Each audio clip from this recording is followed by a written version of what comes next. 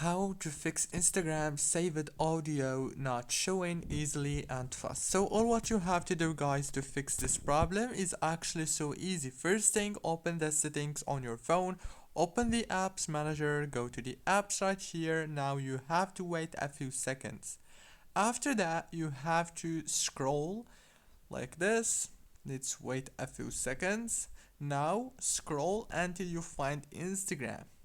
Right here you have to click on this option which is called force stop, and then go down to the open by default option, click on open supported links in this app, click always allow, go back, click on the storage. Now you have to wait a few seconds, it will start computing, and after that click on clear cache, clear data, and then you have to open the Play Store or the App Store and update your Instagram right here.